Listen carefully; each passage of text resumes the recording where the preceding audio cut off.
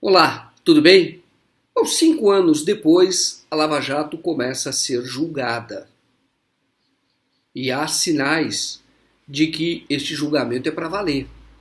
A Polícia Federal suspendeu por 8 dias um delegado, Maurício Moscardi, que é um exemplo de como um agente público não deve atuar. Ele trabalhava lá na Superintendência do Paraná, e ele foi o responsável pela sindicância que abafou um caso de abuso denunciado no início da Lava Jato, que foi a instalação de escuta clandestina na cela de presos. Quem fez a denúncia na época foi o Alberto Youssef, e a sindicância ela foi abafada, ou ela abafou o fato. O delegado Maurício Moscardi foi punido agora porque ele trabalhou mal, porque ele não fez diligências óbvias para identificar a autoria. E a sindicância teve uma conclusão que é mentirosa, a de que a escuta teria sido instalada na época em que o Fernandinho Beiramar esteve naquela cela algum tempo antes. Bom, mas esse Maurício Moscardi, que foi apresentado como ícone da Lava Jato, deu entrevista até para a revista Veja, está longe de ser o único que precisa prestar contas do seu mau trabalho na frente lá da Polícia Federal, ou o seu mau trabalho na Polícia Federal. Veja o que ele disse numa sindicância que foi para apurar esse malfeito, que essa sindicância foi revista, foi refeita, porque houve outros malfeitos ali na Superintendência da Polícia Federal, outras escutas ilegais. E veja o que ele disse num depoimento nessa sindicância, em uma dessas sindicâncias, sobre a atuação do juiz Sérgio Moro. Veja que absurdo. O juiz Sérgio Moro, ele acompanhava a evolução da sindicância. Sindicância é algo interno da Polícia Federal, que está no âmbito administrativo. No entanto, o juiz Sérgio Moro quis ter acesso a essa investigação. Uma investigação que, frise-se, emitiu uma conclusão mentirosa de que não havia escuta na cela do Alberto Youssef.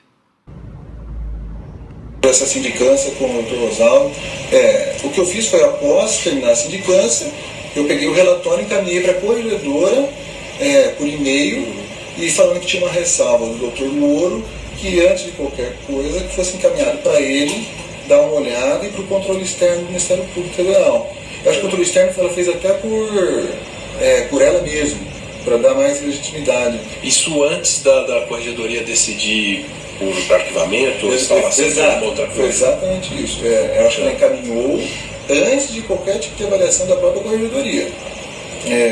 Eu tenho quase certeza, você tem que dar uma questão que logo em seguida, que houve, acho que a manifestação do MPF e do Dr. Moro. O Dr. Moro, eu lembro só que teve uma manifestação por e-mail, que eu recebi esse e-mail dele, encaminhado, acho que pela corregedora mesmo. Ele teve acesso à sindicância, ele se manifestava... Ele falou que, salvo engano, ele disse que acreditava que aquilo era o suficiente. Quem instalou a escuta na cela do Alberto Youssef foi o agente Dalmei Verlanger. O Dalmei Verlanger, e o Dalmei confirmou isso num depoimento ao juiz Sérgio Moro. E o Dalmei, ele contou mais. Isso depois desse depoimento ao juiz Sérgio Moro, ele contou que outra escuta clandestina foi instalada na Polícia Federal. Escuta clandestina, que era para investigar, bisbilhotar os próprios delegados. Entre eles, o delegado Romildo, que era considerado um dissidente, porque não estava engajado naquele trabalho da Lava Jato, que visava, no fundo, era desestabilizar a democracia no Brasil, era derrubar a Dilma Rousseff. Então, o Rivaldo, o objetivo era fiscalizá-lo, bisbilhotá-lo, obter alguma conversa comprometedora sem ordem judicial. E ele acabou descobrindo que havia essa escuta. O próprio Dalmei, que também instalou essa escuta, o procurou e contou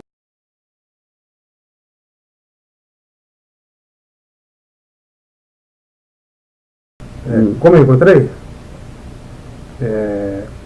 No dia que aconteceu os fatos, eu fui procurado pelo APF Dalmei. APF Dalmei. Exato. Logo depois da tarde, em torno de 3 horas, ele me procurou, informou que havia tido uma conversa com a delegada Daniele. Daniele, chefe do NIP. E deixou demonstrar que a escuta que havia sido instalada na delegacia fazendária não havia autorização judicial. Ele me falou: eu sou apenas demandado para executar a instalação de escuta. Eu não questiono se há decisão judicial ou se não há decisão judicial. E ele apenas executa. Então, como havia aquela questão que acabava de ocorrer da cela do Youssef, ele ficou na dúvida e conversou com ela, e ela deixou demonstrar que a escuta ali não havia também autorização judicial.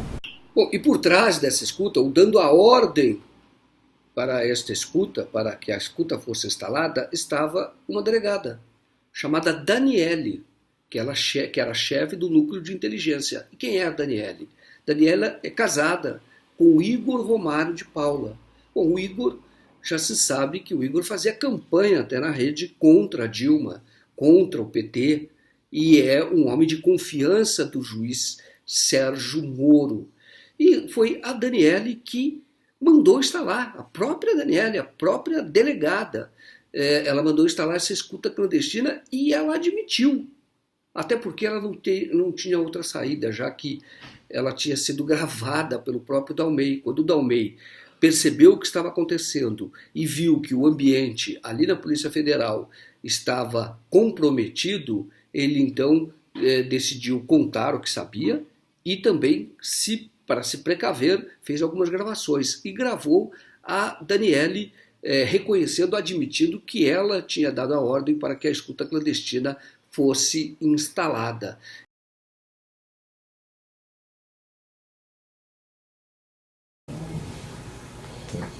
Bom, indo agora especificamente aos fatos em torno do dia 13/5, do encontro do equipamento. Em relação a esse equipamento que foi encontrado na escada do segundo andar, a senhora efetivamente determinou ao APF Dalmei que fizesse essa instalação naquele local? Sim. E havia alguma determinação judicial para essa instalação? Tinha, enfim, algum procedimento em andamento? Não. Qual a circunstância dessa instalação? Determinação judicial ainda não. E o Igor, como se sabe, nós já te contamos aqui, é de extrema confiança do juiz Sérgio Moro. Ele está nesta operação que resultou na Lava Jato há bastante tempo. Fazia bastante tempo, antes do início daquela fase, ou antes do início da operação com o nome de Lava Jato. Ele já fazia investigação de empresários, escutas, muito ligado ao Sérgio Moro, tanto que foi para a Polícia Federal e hoje ocupa lá um cargo na cúpula da Polícia Federal. A própria esposa dele, a Daniele, também está hoje numa sessão lá, antiterrorismo, também lá em Brasília, também não foi punida, também está ascendente ali na Polícia Federal. Mas o importante agora é saber por que o Igor tinha tanto interesse em conduzir a investigação de um colega, que era a investigação sobre os dissidentes da Polícia Federal. Havia ali policiais federais que não concordavam com o que estava acontecendo. Achavam que era abuso atrás de abuso, e objetivamente não estava combatendo a corrupção, estava empoderando determinados grupos.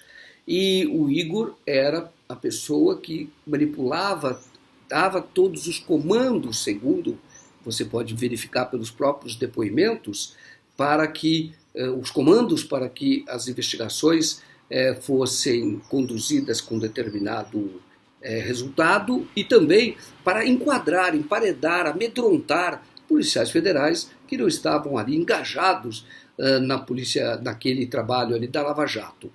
Um desses delegados era o Mário Fanton. O Mário Fanton foi escolhido por eles, pelo próprio Igor, pela esposa, Daniele, para que conduzisse uma investigação que era para apurar quem eram os dissidentes da Polícia Federal.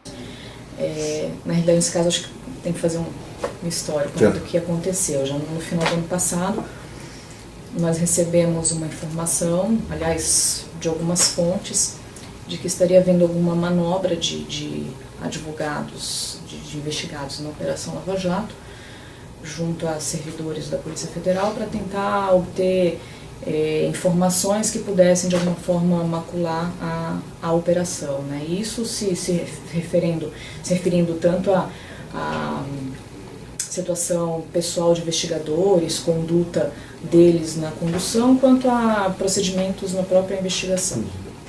E a gente ficou nisso, aguardando a chegada de uma equipe que pudesse conduzir a investigação e a obtenção de mais dados, né? Então, inicialmente tinha sido designado o Dr. Sérgio Stinglin, que é o chefe de Paranaguá. Ele veio em missão para cá para pegar alguns outros procedimentos, acho que tem alguns também que já vieram para Coaim, mas para conduzir esses procedimentos e, entre eles, essa investigação.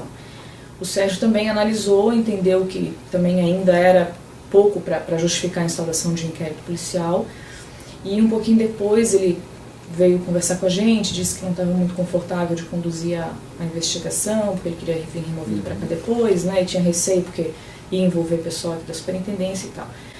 E aí nessa ocasião estava em missão aqui o delegado Fanton, estava em missão no GISE, ajudando o delegado Moscardi lá nos procedimentos dele, e surgiu essa ideia de repente designar o Fanton para conduzir essas investigações. E aí novamente, inicialmente ele também não tinha como instaurar o inquérito, a gente começou a analisar o que já tinha e tal, cogitando, né, o que podia ser feito para conseguir mais informações. Eles alegavam que havia uma tentativa que nunca aprovaram, nunca houve uma prova nesse sentido, de venda de dossiês sobre policiais federais para advogados para tentar melar a Lava Jato. O Mário Fanton começou a fazer essa investigação, a certa altura ele descobriu que era o contrário, que na verdade não havia nenhuma tentativa de venda de dossiê, de dissidentes tentando atrapalhar a Lava Jato, mas pelo contrário, era um direcionamento a partir daqueles que queriam que ele apontasse os dissidentes, que ele enquadrasse os dissidentes, mas ele percebeu que não, que o problema da Polícia Federal estava no próprio Igor Romário de Paula, a quem ele tinha que se reportar, o inquérito que ele estava conduzindo, e também da Daniele. Veja o que ele falou na sindicância, em que ele foi absolutamente inocentado.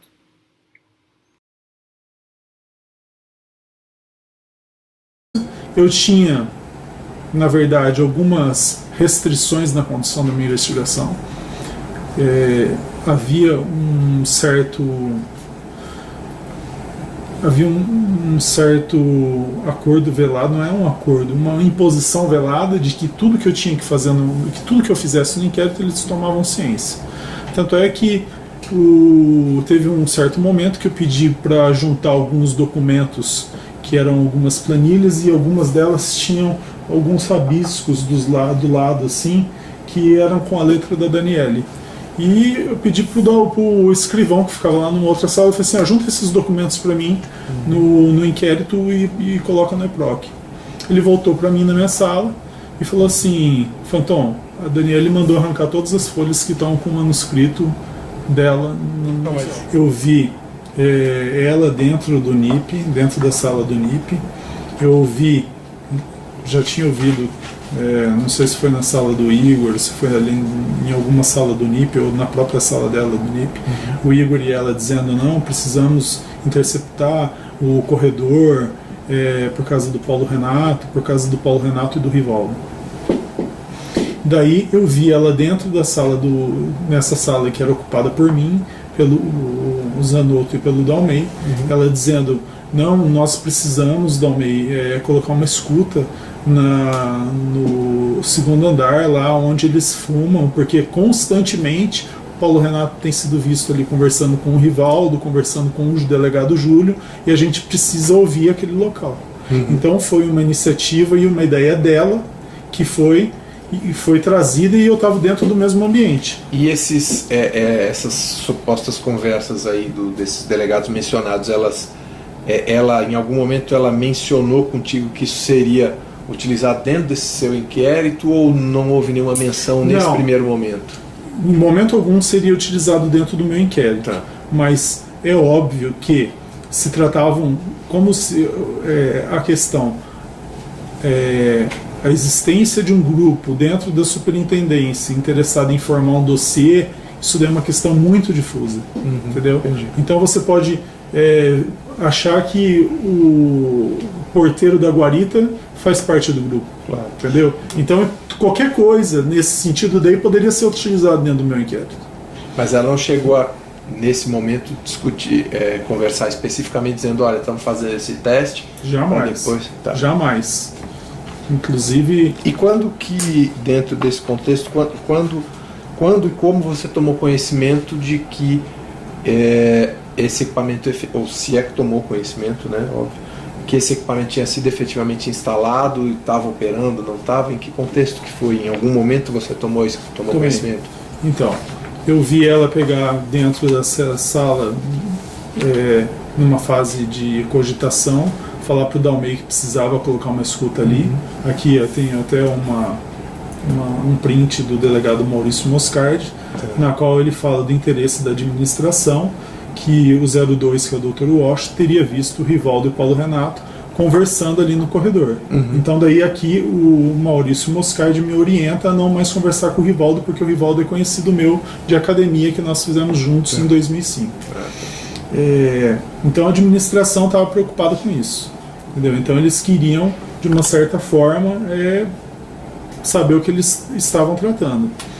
E isso está mencionado nessa comunicação, que eles efetivamente estariam interessados nessas conversas, nesse documento que você tem aí, nesse print? Não, fala. Tá. Só menciona que fala para eu tomar cuidado. Fala para eu tomar cuidado. Fala que Rivaldo e Paulo Renato estavam fofocando no corredor e foram vistos pelo número 2. Esse corredor é o corredor da Delefaz, onde fica o fodumódromo. Por quê? O delegado Rivaldo, ele ficava no corredor da ala esquerda, de frente para a SR, que fica do lado da sala do Igor, que ele era chefe da DRE e substituto do Igor. Ele foi destituído da chefia da DRE e da substituição da DR-Cor e foi para o corredor da Delefaz, que era o oposto. E era no final do corredor da Delefaz que ficava esse local. E que, por coincidência, é o mesmo local que fica a sala do Dr. Washington. Sim, sabe? Lado, daquele lado lá. E ele teria visto. Daí o Dr. Washington, no mesmo dia que viu, já alertou todo mundo. Tá, mas só em relação às conversas. Então daí surgiu o interesse. Falou assim, não, poxa vida, o Rivaldo tá lá, o Rivaldo saiu daqui e agora tá lá, conversando constantemente com o Paulo Renato. Bom, as coisas começaram a mudar quando o Dr. Fanton descobriu que a sindicância do Maurício Moscardi sobre aquele grampo, o anterior, na cela do Alberto Youssef, não tinha sido bem conduzida, ela tinha sido manipulada. E ele descobriu isso num depoimento da doleira Nelma Kodama, porque ela identificou que havia ali na sala da sindicância, no momento em que o Maurício Moscardi, o delegado Maurício Moscardi, tomava o depoimento dela, havia uma outra pessoa que era uma pessoa que seria ligada tanto a Daniele quanto ao Igor Romário de Paula. Foi aí que o Fanton acendeu a luz amarela e ele então mudou o curso da investigação e a relação dele com o Igor e com a Daniele se tornou muito difícil até que ele acabou afastado do inquérito. Observe que nesse depoimento tem um detalhe que até hoje não foi revelado. O detalhe de que a doleira Nelma Kodama ela teria tido envolvimento amoroso com um policial, que é um policial que acabou se suicidando. Não está muito claro isso no depoimento da Daniela, ela não dá detalhes sobre isso, até porque não é objeto da investigação, não é objeto da sindicância, mas não deixa de ser, de chamar a atenção, né? Não deixa de chamar a atenção que tenha havido este caso ou esta denúncia de caso na carceragem da Polícia Federal em Curitiba. Com o depoimento da Nelma, quando as coisas avançaram, a Nelma fez um primeiro depoimento, confirmando aquela história que a gente já sabia, que daí foi o que deu a instauração do inquérito. E depois disso, o Fanton foi fazer um outro depoimento com ela, para ela reconhecer eventuais contatos do advogado dela aqui dentro. Aí apresentaram uma planilha com fotos de vários servidores aqui da Polícia Federal, e ela apontou a foto do Fábio, justamente esse que tinha problema com o Dalmei, como sendo uma pessoa que tinha estado na sala com ela por ocasião de uma oitiva que o Moscardi fez com ela para a instrução de uma sindicância, até envolvendo fatos daquele policial que acabou se matando aqui, né, agora esse ano, o APF Noblausch, que teve um envolvimento supostamente amoroso com ela, né, porque ela estava presa aqui, ele era do plantão e tal, uma instaurada sindicância. O Moscardi presidiu essa sindicância e fez a oitiva da Nelma. Ela disse que nessa ocasião dessa oitiva estavam dentro da sala outras 2 pessoas que ela não conhecia, que estavam vestidas de terno e tal, e que teriam conversado com o advogado dela quando o advogado entrou. Aí eu tinha reconhecido o Fábio nessas condições. Aí eu sei que, na verdade, foi até o Igor que essa oitiva se estendeu durante a noite, o Igor acompanhou o final. Aí chegou em casa, até me relatou, né, o que tinha acontecido, e o Fanton me mandou um WhatsApp. Ele disse, ficou sabendo, não sei o quê, que a Nelma fez reconhecimento de tudo que ela falou. Eu disse, o Igor me falou alguma coisa e tal. Eu falei, olha, mas acho que em relação ao meu colega ela está enganada. Bom, era esse o ambiente na Polícia Federal. A polícia que era apresentada na época como um exemplo, uma corporação exemplar.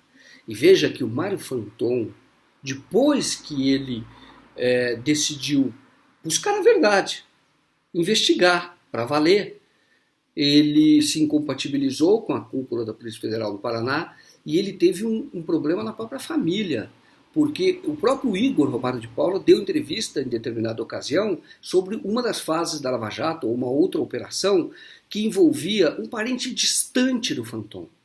E aí, um parente distante, e com quem ele não tinha relacionamento, mas o Igor apresentou como um exemplo de que a Polícia Federal era tão independente que estava até investigando o parente de um delegado da Polícia Federal, que era o Fanton. Na verdade, foi uma declaração e uma condução. O parente dele era um gerente de um banco, uma figura que não tinha comando naquele banco, que não justificava até nenhum tipo de investigação mais rigorosa. Sim, deveria investigar o banco, a direção do banco, mas ao que parece foi uma tentativa, uma retaliação, uma tentativa de constranger este delegado. Este delegado que respondeu a várias sindicâncias e foi inocentado, absolvido em todas elas. Até porque não tinha o que contestar, como contestar o trabalho dele. Não havia, ele estava investigando, a partir de determinado momento passou a investigar aqueles que queriam que ele investigasse, isto é, ele percebeu que ele estava sendo manipulado, estava sendo usado, que queriam, na verdade, usar o trabalho dele para enquadrar um setor dissidente da Polícia Federal, que não estava, de resto, vendendo um dossiê, coisíssima nenhuma, simplesmente não concordava com o que a Lava Jato estava fazendo.